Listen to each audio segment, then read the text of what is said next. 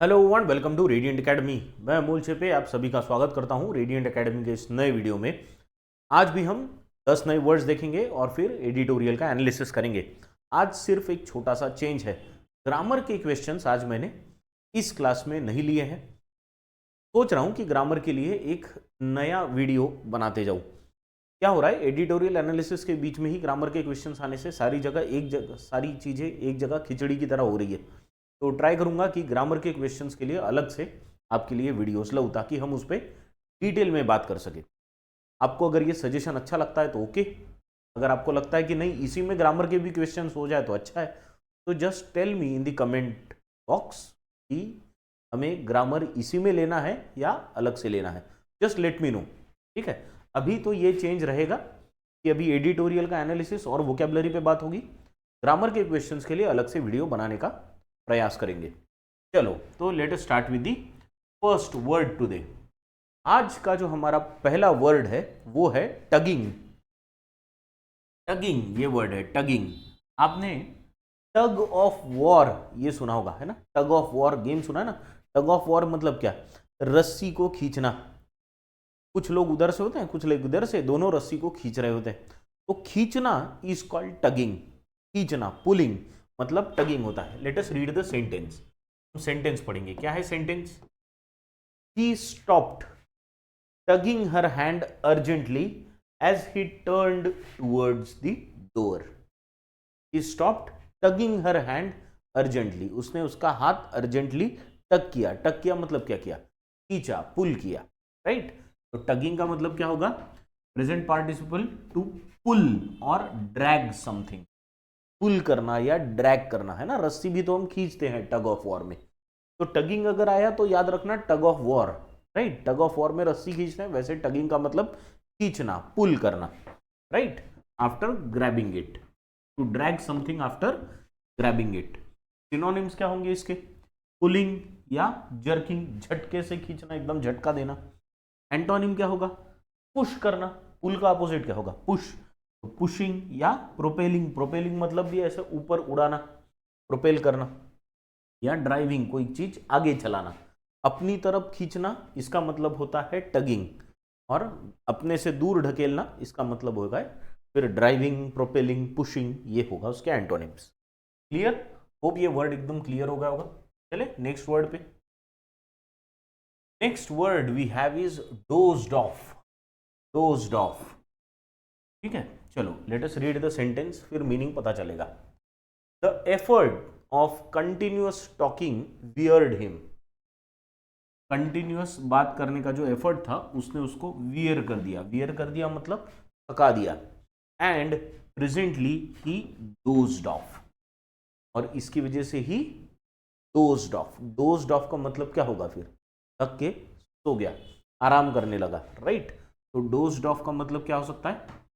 Fall asleep, to fall asleep. ये past tense form वगैरह छोड़ दो, यहां ध्यान दो। To fall asleep from exhaustion, है ना। जब कोई थक जाता है तो थकने के बाद जो नींद लगती है that is called dozed of, right.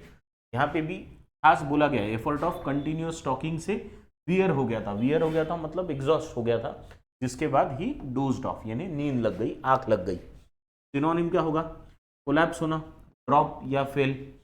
एकदम गिर नहीं जाना पर थोड़ा सा आंख लगना, नींद लगना, इस हिसाब से, है ना। एंटोनिम क्या होंगे इसके? वोकअप या स्टेड अवेक। यहाँ पे आप सिनोनिम में स्लीप ये भी वर्ड एक ले सकते हो, सिंपल सा, बराबर। चलो here dozed of simple word है, नींद लगना, आंख लगना। चलो नेक्स्ट वर्ड पे जाएंगे।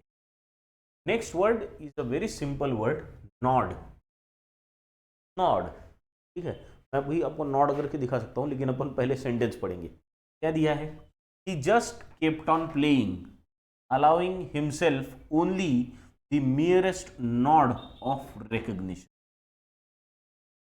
उसने क्या रखा, उसने क्या किया? He just kept on playing. He just kept on playing, खेलते रहा वो खुद को। उसने क्या किया? Allowing himself only merest of nod of recognition, कि खुद को रिकग्निशन मिले, बस ये नॉड के लिए वो खेलते रहा। नॉड का मतलब है हाँ कहना, बट सर हिला के, this is nodding, this is called nod ना, हाँ कहना। पर हाँ कहना कैसे? मुंह से नहीं, गर्दन हिला के, गर्दन आगे झुका के जब हम हाँ कहते हैं तो दैट इज कॉल्ड नॉडिंग। तो नॉड का मतलब क्या होता है फिर? नॉड करना मतलब हाँ कहना, है ना। टू अप्रूव या अफर्म और एग्री। हाँ कहने के लिए भी कर सकते हैं हम, एग्री करने के लिए भी कह सकते हैं, है ना, अफर्म करने के लिए भी कह सकते हैं, सेम थिंग। सिनोनिम क्या हो गया इसके? एग्री करना, अप्रूव करना या असेंट देना। असेंट मतलब हाँ कहना, ठीक है। नेक्स्ट एंटोनिम क्या होगा इसका? ऐसे हिला के, आप गर्दन ऐसे हिला के कह सकते हो ना कि नहीं, तो ये क्या होगा? डिसएग्रीड हो जाएगा या डिसअप्रूव या आर्ग्यूड, ठीक है। तो ये इसके एंटोनिम्स हो गए। नॉड का बेसिक मतलब है गर्दन हिला के हाँ कहना, वेरी सिंपल सा मीनिंग, ठीक है। अब आई होप ये ध्यान में रहेगा। Clear? Shall we move on to the next word? Next word is preposterous. We have a word preposterous, ठीक है। Let us read the sentence, देखेंगे इससे प्रीपोस्चरस कुछ पता चलता है क्या। The whole idea is quite preposterous. ये जो पूरी आइडिया है ये प्रीपोस्चरस है। अब इतने से ध्यान में नहीं आएगा, मैं ट्राई करता हूं आपको एक सेंटेंस देने का जिससे आप प्रीपोस्चरस का मतलब निकाल सको, है ना।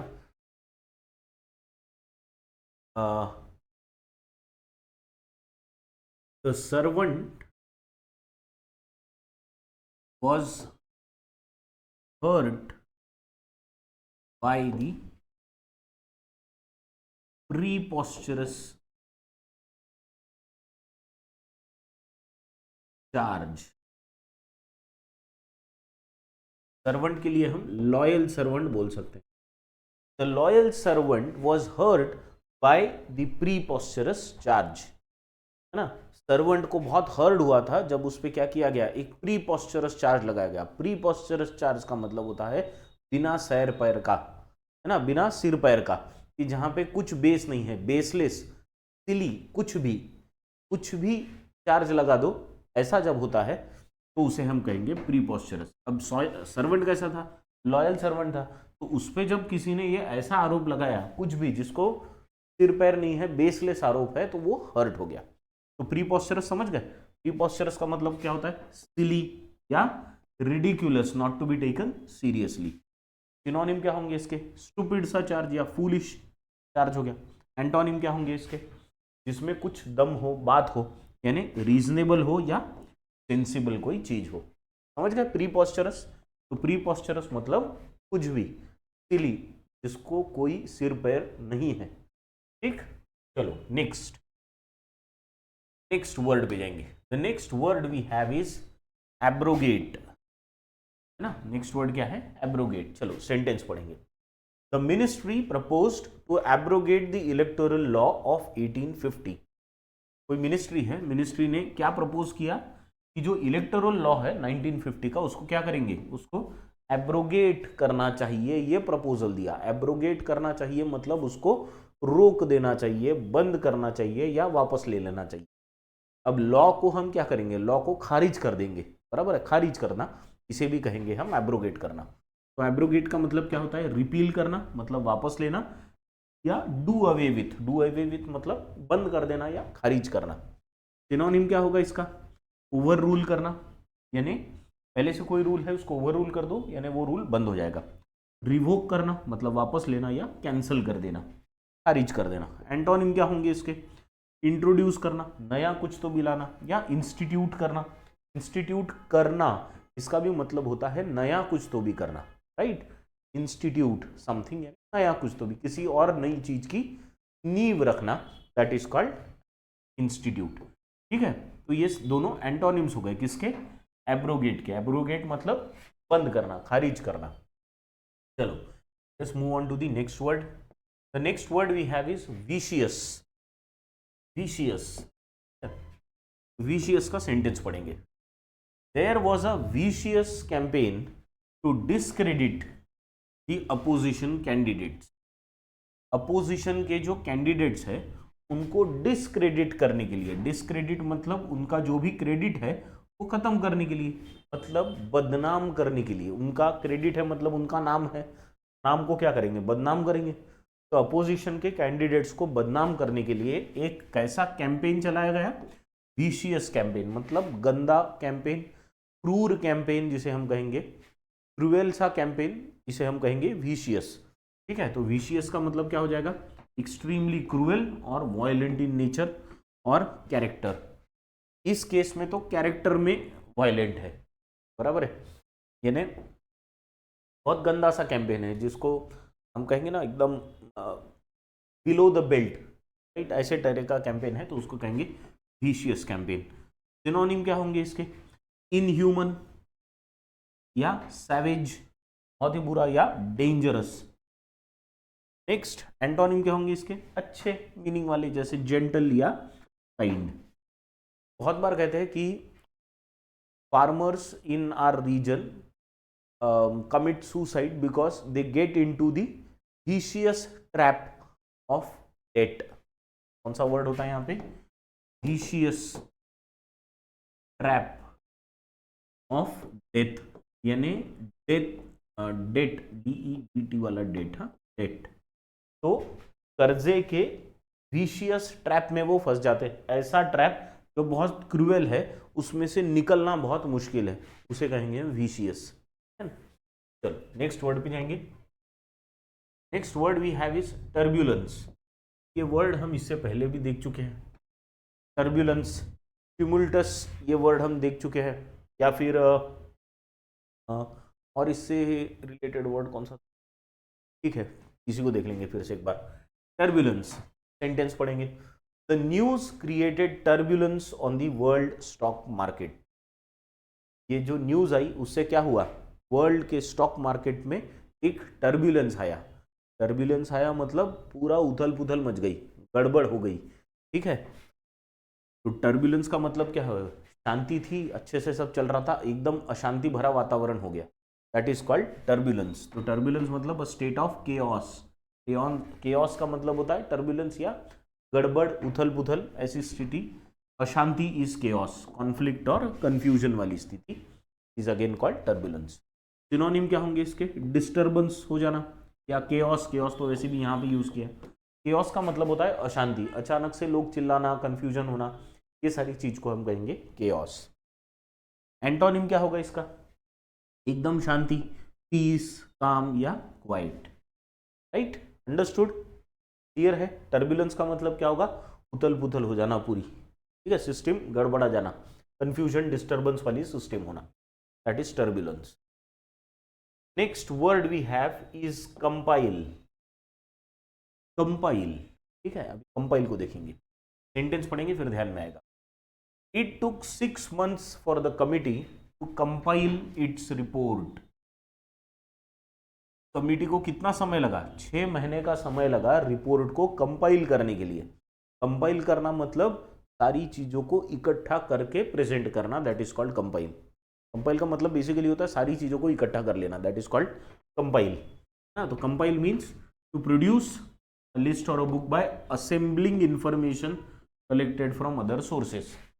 इस केस में रिपोर्ट को कंपाइल किया गया है, बहुत सी केसेस में लिस्ट या बुक को कंपाइल किया जाता है। तो बहुत सारी चीजों को इकट्ठा करके प्रेजेंट करना इज कॉल्ड कंपाइल, राइट। इसके सिनोनिम क्या होंगे फिर, असेंबल करना, वहां पे असेंबल ये वर्ड आया ही है पहले से, असेंबल करना, या अरेंज करना उसको प्रॉपरली, या ऑर्गेनाइज करना।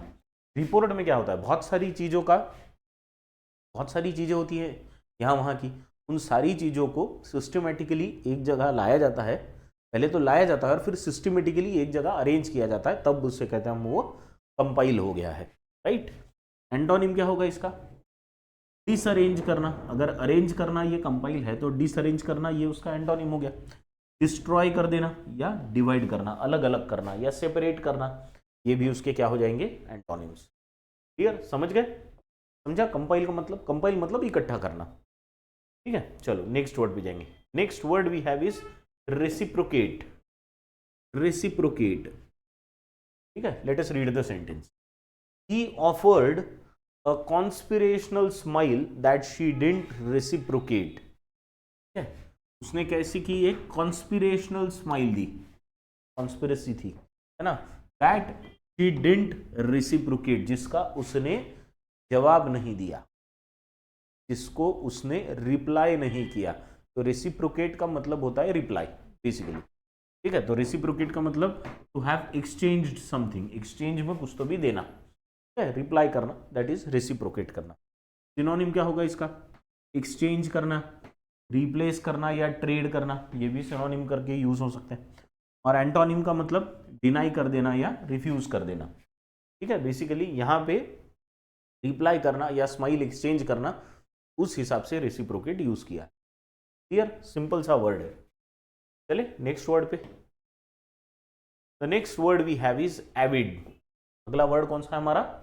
एविड है, एविड। चलो एविड का सेंटेंस पढ़ेंगे। The middle classes are the most avid readers of novels, non fiction and even poetry. ये मिडिल क्लासेस जो होती है, मिडिल क्लासेस मतलब कौन सी? 7 8 9 वाली, या फिर 5 6 7 वाली, है ना। पहले तो प्राइमरी हो गई, फिर मिडिल क्लासेस हो गई, फिर सेकेंडरी क्लासेस हो गई। तो मिडिल क्लासेस जो है वो एविड रीडर्स है। एविड रीडर्स है मतलब वो बहुत जी लगा के पढ़ते हैं। जी लगा के पढ़ते हैं मतलब ध्यान से, उनको बहुत इंटरेस्ट है उसमें। अगर जैसे मैं क्रिकेट को फॉलो करता हूँ, बहुत सीरियसली फॉलो करता हूँ, तो मैं बोलूँगा I am an avid follower of cricket. मतलब बहुत सीरियसली मैं क्रिकेट को फॉलो करता हूँ। एविड का मतलब क्या होता है? कोई चीज़ को बहुत सीरियसली करना, बहुत मन लगा के करना, तो हम एविड हो जाएंगे। अगर कोई व्यक्ति एविड गार्डनर है तो हम क्या बोलेंगे? वो अगर एविड गार्डनर है तो उसको क्या बोलेंगे? बहुत मन लगा के गार्डनिंग करता है, तो उसको गार्डनिंग में बहुत आनंद आता है, राइट। तो एविड क्या हो जाएगा? एक नाउन है, ठीक। सॉरी, यहाँ पे एडजेक्टिव करके है, एविड रीडर्स, ठीक है। यहाँ पे वो नाउन नहीं, यहाँ पे एडजेक्टिव करके यूज होता है, ठीक है। Avid is an adjective not noun. बहुत ईगर होना और एक्साइटेड होना फॉर समथिंग टू हैपन, बहुत मन लगा के कोई चीज करना, ये भी हो सकता है उसको, ये ही एक्चुअली उसका मीनिंग है। सिनोनिम क्या होगा इसका? ये सिनोनिम नहीं है। नर्वस या एंग्शियस आर नॉट सिनोनिम, ठीक है। उसके सिनोनिम होंगे इंथुजियास्टिक, बहुत इंथुजियाज्म होना उसमें, ठीक है। तो इंथुजियास्टिक होना इज लाइक एविड होना। एंटोनिम हो सकते हैं उसके नर्वस, ये एंटोनिम हो जाएगा, ठीक है। अनईगर, अपैथेटिक या हाफ हार्टेड, जी लगा के नहीं करना, पूरा मन नहीं है काम में फिर भी करना, तो वो उसका एंटोनिम हो जाएगा। समझ गए? इंथुजियास्टिक होना मतलब ही एविड होना, ठीक। अंडरस्टूड एविड का मतलब। चलो ये ही शायद आखिरी वर्ड था, right. Late us now go through दी पैसेज। तो ये आर्टिकल है, एडिटोरियल है आपके लिए, रीड इट, फिर हम इसके मीनिंग्स पे जाएंगे, समझेंगे इसको।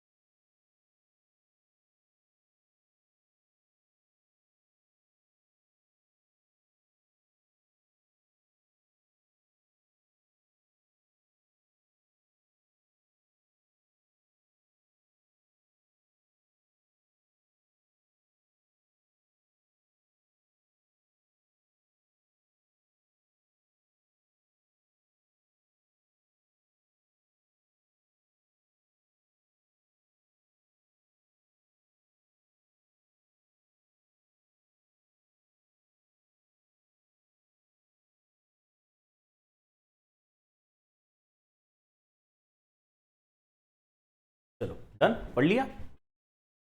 ओके, लेट अस नाउ इधर क्या है, quest for quota.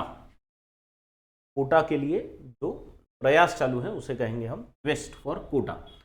On politics and the unrest in Bangladesh, Bangladesh में रिजर्वेशंस के लिए जो प्रोटेस्ट हो रहे हैं उस पर ये एडिटोरियल है, उस पर बात करेंगे। ठीक है, क्या दिया है, the violent students protest in Bangladesh against the controversial job quota system which have claimed at least 163 lives have exposed the fragility of the civil society state relationship in Prime Minister Sheikh Hasina's country। और भी है sentence, लेकिन पूरा पढ़ने तक शायद समझेगा नहीं, आपका पेशेंस खत्म हो जाएगा, तो ध्यान से छोटा छोटा पढ़ेंगे। The violent student protest in Bangladesh against controversial job quota system. वहां पे बांग्लादेश में स्टूडेंट का प्रोटेस्ट हुआ, किसके अगेंस्ट हुआ, against the controversial job Kota system, यानी जॉब्स में रिजर्वेशन वाली जो सिस्टम है उसके अगेंस्ट, जिसकी वजह से 163 lives have gone. Have exposed, ये प्रोटेस्ट ने क्या किया है, एक्सपोज कर दिया fragility of civil society state relationship. Society और स्टेट मतलब जनता और गवर्नमेंट, इनके बीच में जो रिलेशन है ये कितना फ्रेजाइल है, यानी कितना जल्दी टूट सकता है, ये कितना ब्रिटल है, इसके बारे में इसको एक्सपोज करके ये प्रोटेस्ट ने रख दिया है। कहाँ पे, in prime minister Sheikh Hasina's country, यानी कौन सा, बांग्लादेश। डिस्पाइट, ये किसके बावजूद, डिस्पाइट मतलब बावजूद, despite her back to back election victories, बहुत से इलेक्शन जीत के शेख हसीना प्राइम मिनिस्टर बनी हुई है अभी, तो उनकी ऐसा समझा जाता है उनकी पकड़ बहुत मजबूत है। लेकिन अभी ये प्रोटेस्ट के बाद ये ध्यान में आ रहा है कि सिविल सोसाइटी यानी जनता और सरकार यानी स्टेट, इनके बीच में का रिलेशन कैसा है, बहुत फ्रेजाइल है, बहुत नाजुक स्थिति में है। While the trigger was a high court decision. अब व्हाइल अ ट्रिगर, ट्रिगर मतलब ऐसी चीज जिससे अचानक शुरुआत होती है, ट्रिगर पॉइंट, ट्रिगर पॉइंट मतलब ऐसी जगह या ऐसा पॉइंट जिससे अचानक से आग लगे, दैट इज ट्रिगर, है ना। Was a high court decision last month to re introduce the old quota system. अब हाई कोर्ट जो है वहां का, एक कोई तो भी हाई कोर्ट है ना, उस हाई कोर्ट ने लास्ट मंथ री इंट्रोड्यूस किया, यानी फिर से शुरू कर दिया ओल्ड कोटा सिस्टम, पुराना जो कोटा सिस्टम था। क्या था उसमें, 56% of government jobs for different categories including 30% for descendants of freedom fighters. Old quota system जो थी, ओल्ड रिजर्वेशन सिस्टम, उसमें क्या था कि 56% जो गवर्नमेंट के जॉब्स थे दे वेयर रिजर्व्ड फॉर, यानी वो रिजर्व थे पहले तो, यानी 56% रिजर्वेशन था, यानी जो टोटल बांग्लादेशीज है उनमें से रिजर्वेशन का जो परसेंटेज था वो 56% था, ठीक है। और उसमें भी 30% जो सीट्स थी वो किसके लिए रिजर्व थी, for the descendants of freedom fighters, जिन्होंने बांग्लादेश को फ्री होने में इंपॉर्टेंट भूमिका निभाई थी, उनके डिसेंडेंट्स के लिए वो 30% रिजर्वेशन था। Ms Hasina's handling of the crisis made the situation worse, है ना, शेख हसीना का ये सिचुएशन को हैंडल करने का जो तरीका था उसकी वजह से सिचुएशन और वर्स हो गई। When the student protest backed by the opposition Bangladesh nationalist party broke out, ये देखो क्या बोला यहाँ पे, स्टूडेंट का जो प्रोटेस्ट था वो किसने बैक किया था, backed by the opposition. Opposition की कौन सी पार्टी है, बांग्लादेश नेशनलिस्ट पार्टी, इन्होंने अपोज किया, इन्होंने उसको बैक किया था। ये जब प्रोटेस्ट ब्रेक आउट हुआ, ब्रोक आउट मतलब जब शुरू हुआ, है ना, she dismissed the protesters as Razakars, उन्होंने इन प्रोटेस्टर्स को रजाकार्स कहा। अब रजाकार्स कौन होते हैं, बांग्लादेश के केस में हम रजाकार्स देखेंगे। बांग्लादेश के केस में जब बांग्लादेश आज़ाद हुआ था तो कुछ लोग, जब बांग्लादेश में लड़ाई चल रही थी कि पाकिस्तान ही बांग्लादेश चलाएगा या बांग्लादेश एक अलग कंट्री बनेगी, तो कुछ लोग थे जिसको बांग्लादेश आज़ाद कराना चाहते थे, कुछ लोग ऐसे थे वहाँ पे जो चाहते थे कि पाकिस्तान का ही रूल वहाँ पे रहे, यानी वो ईस्ट पाकिस्तान ही रहे। तो जो लोग ईस्ट पाकिस्तान के फेवर में थे उनको रजाकार कहा गया था, उनको रजाकार कहते थे। अपने यहाँ पे भी जो हैदराबाद का एरिया था, निज़ाम का एरिया था, उसके बाद भी ये रज़ाकार का वर्ड जो है वो काफ़ी चर्चा में था। उनकी भी एक अलग से आर्मी थी, वो अलग। यहाँ पे बांग्लादेश के रज़ाकार के बारे में बात कर रहे हैं अपन। ये रज़ाकार वो है जो उस टाइम पे पाकिस्तान को, ईस्ट पाकिस्तान रहना चाहिए, इस बात को सपोर्ट करते थे। तो क्या किया, स्टूडेंट का प्रोटेस्ट था, बांग्लादेश नेशनल पार्टी ने उसको बैक किया था, और उसमें शेख हसीना ने जो प्रोटेस्ट कर रहे थे स्टूडेंट्स, उनको क्या कह दिया, रजाकार कह दिया, which is considered to be derogatory. ये एक डिरोगेटरी वर्ड है। डिरोगेटरी ये वर्ड हमने देखा है, डिरोगेटरी मतलब अपमानजनक, जिससे अपमान हो लोगों का, है ना, किसी को डिमीन करने के लिए जो वर्ड यूज होता है वो। As it refers to those who aided Pakistani military is genocide.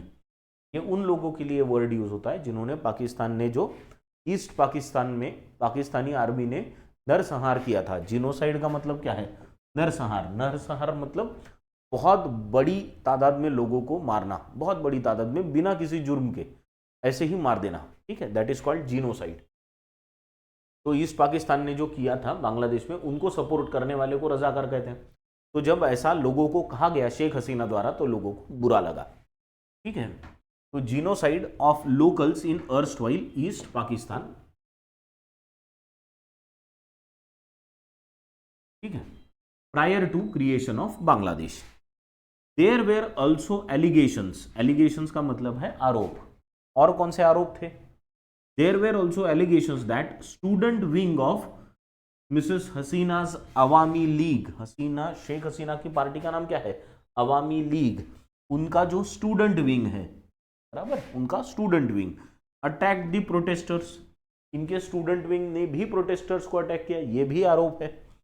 Besides police and paramilitary forces, इसके अलावा प्रोटेस्ट करेंगे तो पुलिस और पैरामिलिट्री फोर्सेस को मोर्चा संभालना पड़ता है, वो अटैक कर सकते हैं, अटैक कर सकते हैं, करना चाहिए नहीं बोल रहा हूँ, कर सकते हैं ऐसे केस में।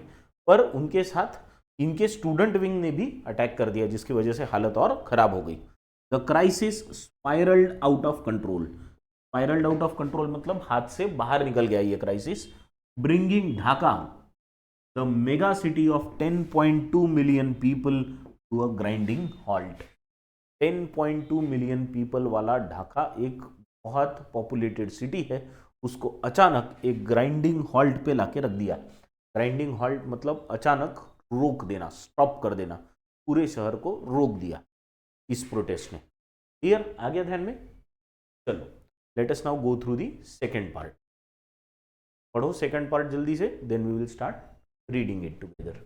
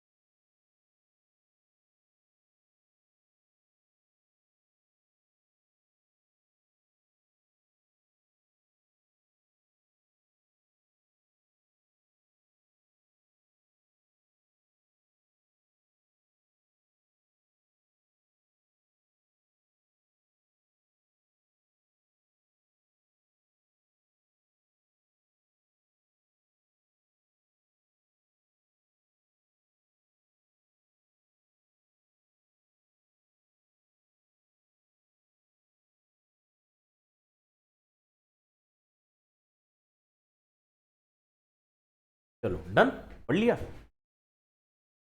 क्या दिया है फिर?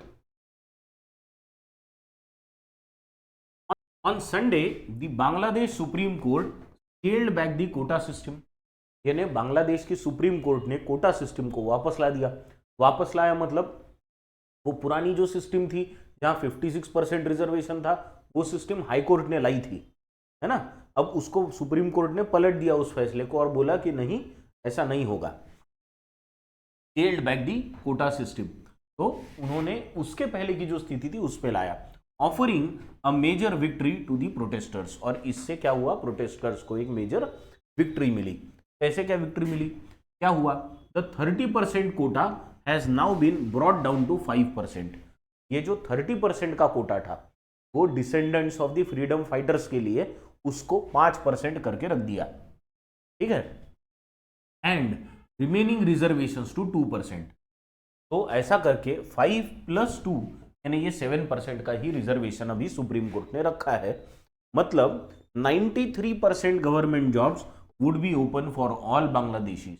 तो अब सारे बांग्लादेशियों के लिए 93% जॉब्स विल बी अवेलेबल, नहीं तो सिर्फ 44% जॉब्स अवेलेबल थे क्योंकि 56% तो रिजर्वेशन में जा रहे थे, ठीक। The quota system established in 1972 has been a sensitive issue for years. 1972 से बहुत सेंसिटिव इशू रहा है, हर जगह होता है जहां पे भी रिजर्वेशन होता है वो सेंसिटिव इशू बन जाता है। इन 2018 आफ्टर वायलेंट प्रोटेस्ट, देखो अभी 2024 में प्रोटेस्ट हुए, इससे पहले 2018 में भी प्रोटेस्ट हुए थे, वायलेंट प्रोटेस्ट हुए थे। Mrs Hasina scraped all reservations through an executive order. 2018 में क्या हुआ था, वायलेंट प्रोटेस्ट हुए, जिसके बाद शेख हसीना ने क्या किया, सारे के सारे रिजर्वेशंस को स्क्रैप कर दिया। स्क्रैप कर दिया मतलब बंद कर दिया, ठंडे बस्ते में डाल दिया, बंद कर दिया। एक एग्जीक्यूटिव ऑर्डर निकाला और बोले रिजर्वेशंस खत्म। The protesters opposition now is driven by both the economic realities of the South Asian nation of 170 million and political concerns. अभी की जो प्रोटेस्ट है फिर वो किससे ड्रिवन है? तो शेख हसीना ने क्या किया था, पहले तो ये समझ लो कि शेख हसीना ने पूरा स्क्रैप कर दिया था रिजर्वेशन, फिर हाई कोर्ट ने क्या किया, वापस से उसको लागू कर दिया, फिर अब सुप्रीम कोर्ट ने उसको फिर से बंद कर दिया या एकदम से कम कर दिया, 7% पे लाके रख दिया, ठीक है। तो अभी का जो ये प्रोटेस्ट है जहां सुप्रीम कोर्ट के निर्णय के बाद प्रोटेस्टर्स को विक्ट्री मिली, वो प्रोटेस्ट किस वजह से ड्रिवन था, यानी क्या कारण थे उसके पीछे? तो कारण ये थे कि इकोनॉमिक रियलिटीज, यानी उनको पैसा नहीं है वहां पे लोगों के पास, है ना, economic realities of the South Asian nation and political concerns, और पॉलिटिकल कंसर्न्स भी थे उनको। Despite rapid economic growth under Hasina's leadership, एक तो शेख हसीना की लीडरशिप के अंडर बांग्लादेश ने ग्रोथ काफी दिखाई है, इकोनॉमिक ग्रोथ बहुत दिखाई है। It remains a poor country where youth unemployment stands at around 20%। Economic growth तो बहुत हुई है बांग्लादेश की, लेकिन अनएम्प्लॉयमेंट भी बढ़ा है, 20% youth in Bangladesh is still unemployed. Government jobs are seen as more stable and highly sought after. जैसे हमारे यहाँ है, सरकारी नौकरी के पीछे ही सब लगे हुए हैं, है ना, वही चाहिए क्योंकि वही जॉब्स स्टेबल रहेंगे, ऐसी सोच है, दैट इज सॉट आफ्टर, है ना। Growing frustration among the youth has been a social time bomb. और ये जो अनरेस्ट था, अनरेस्ट मतलब ये अंदर ही अंदर आग जल रही थी यूथ के कि सरकारी नौकरी मिलनी चाहिए, अब सरकारी नौकरी कितने लोगों को देंगे, ठीक है। तो ये एक सोशल टाइम बॉम्ब की तरह पड़ रहा था और ये फट गया और इसकी वजह से प्रोटेस्ट हुए। The protesters and opposition parties also say the quota system mostly benefits the Awami league. Protesters का भी कहना था और अपोजिशन पार्टी का भी कहना था कि ये जो रिजर्वेशन वाली सिस्टम थी, जो कोटा सिस्टम थी, वो किसको बेनिफिट कर रही थी? अवामी लीग को बेनिफिट कर रही थी। क्यों? क्योंकि अवामी लीग के ही लीडर्स थे जो फ्रीडम फाइटर्स थे सारे, तो उनके डिसेंडेंट्स, मतलब पार्टी के लोगों के ही डिसेंडेंट्स हैं जिनको सरकार में नौकरियां मिल रही थी, 30% रिजर्वेशन था वो भी, तो वो अवामी लीग को ही बेनिफिट कर रही थी, ऐसा सबका कहना है। Which fought for independence and helps the ruling party tighten its grip over the bureaucracy. और ब्यूरोक्रेसी मतलब नौकरशाही।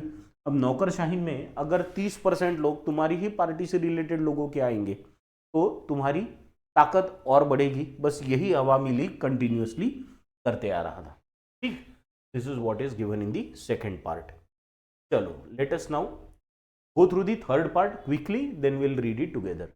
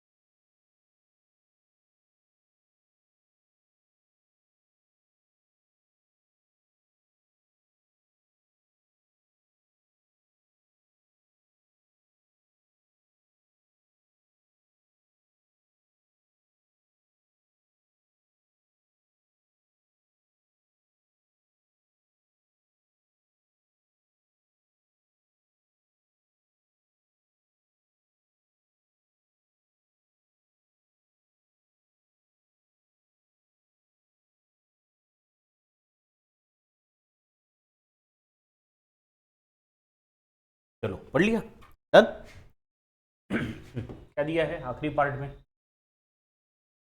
The supreme court's order has come as a relief for both sides. दोनों साइड्स के लिए ये एक रिलीफ ही है। क्या? सुप्रीम कोर्ट का order. Mrs Hasina should be willing to talk to protesters and opposition leaders to find a lasting solution by reforming the reservation system। क्या कहना है ऑथर का? ऑथर कह रहा है कि अभी सोल्यूशन क्या है इसके लिए? सुप्रीम कोर्ट ने तो सोल्यूशन एक दे दिया, उससे दोनों साइड्स हैप्पी है। ऑथर का ये कहना है कि अब शेख हसीना ने क्या करना चाहिए? अपोजिशन लीडर से और प्रोटेस्टर से बात करके रिजर्वेशन सिस्टम को रिफॉर्म करने के लिए एक रास्ता ढूंढना चाहिए, लॉन्ग लास्टिंग, है ना, जो दूर तक चले। The prime ministers high handed style and the persistent hostility. High handed style का मतलब होता है ऐसी स्टाइल जिसमें निर्णय ले लिया, बाकी तुम देखते बैठो, बहुत ज्यादा फीलिंग्स वगैरह की सोचते नहीं है लोग, जो हाई हैंडेड स्टाइल से काम करते हैं। ठीक है, इनको कहते हैं ऑथोरिटेटिव। जिनको ऑथोरिटी से काम करना अच्छा लगता है उनके लिए होता है high handed style. And the persistent hostility between government and the opposition. Hostility मतलब लड़ाई झगड़े, एग्रेशन जो है दोनों के बीच में, रूलिंग पार्टी के बीच में और अपोजिशन के बीच में भी, are also hurting the country's institutions and weakening its political system. है ना, वहाँ के संस्थाओं को भी हर्ट हो रहा है इससे और वहाँ की पॉलिटिकल सिस्टम भी वीक हो रही है। Ms Hasina should show accountability by ordering an independent investigation into the high number of deaths of protesters. Sheikh Hasina ने क्या करना चाहिए? कमिटी भी बनानी चाहिए, कमिटी तो वैसे बनाती है, लेकिन एक इंडिपेंडेंट कमिटी बनाई जाए जिसमें उनका दखल ना हो और वो ध्यान दे कि ये इतनी सारी डेथ्स क्यों हुई, उसके पीछे क्या कारण थे। And in long run her government should address the booming unemployment crisis. और उन्होंने अनएम्प्लॉयमेंट के ये क्राइसिस पे भी ध्यान देना चाहिए, which if left unchecked will come back to haunt her one way और दी अदर। अगर इस पे ध्यान नहीं दिया गया तो 20% अनएम्प्लॉयमेंट है वो अगर बढ़ते रहा ऐसे ही, क्या होगा, कुछ ही दिनों में ये इतना बढ़ जाएगा कि फिर ये इनको तंग करने के लिए वापस आ जाएगा। हॉन्ट करना मतलब क्या, किसी बुरी चीज का वापस आना और डराना, तो ये भूत की तरह वापस आएगा और इनको डराते रहेगा। ठीक है, कौन सा, अनएम्प्लॉयमेंट का इशू। तो this is what is given in the final part of the editorial. चलो, अब there are some questions based on this editorial जिसके आंसर्स आपको कमेंट बॉक्स में देने हैं। चलो, क्या है पहला question, how much reservation was there for the descendants of freedom fighters in Bangladesh. ठीक है, बांग्लादेश में फ्रीडम फाइटर्स के डिसेंडेंट्स को कितना % रिजर्वेशन था। Next, according to the passage which of the following reasons are responsible for the protest going out of hand for the Bangladesh government. Bangladesh government के हाथ से जो प्रोटेस्ट निकला तो उसके कारण क्या थे। ठीक है, फिर आपको बताना है सिनोनिम, सेम मीनिंग वाला वर्ड कौन सा है इसके लिए, ट्रिगर के लिए। तो ट्रिगर यह वर्ड है, उसका आपको सिनोनिम बताना है।